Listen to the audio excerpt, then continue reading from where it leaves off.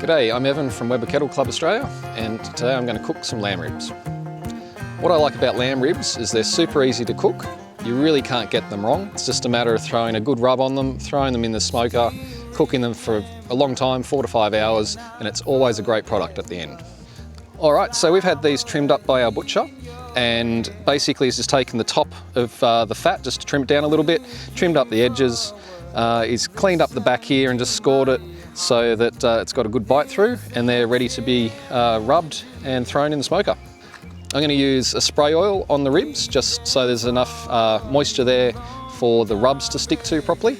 I'm going to use 2 rubs today, one of my favourite charcoal rubs, which will give it a really nice sort of dark colour, and a general purpose rub just for a bit of variety, but you can use whatever you like. There are plenty of specific lamb rubs.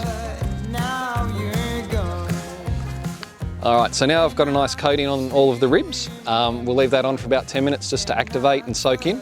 Then I'll throw them straight on the smoker, 250 degrees Fahrenheit for the 4 to 5 hours. And we'll see how they are at the end. Soft embraces, look into your eyes. Okay, so the ribs have been in cooking now for 4 hours.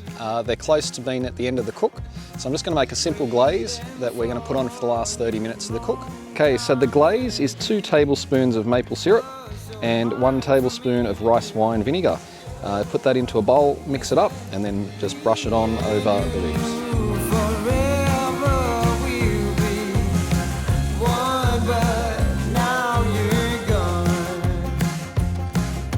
Alright, so the ribs are done, the meat's soft, the meat's pulled back from the bones, so we know they're ready.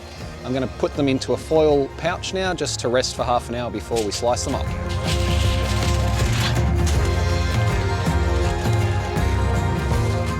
So it's been a long, slow cook on these lamb ribs in the Smokefire.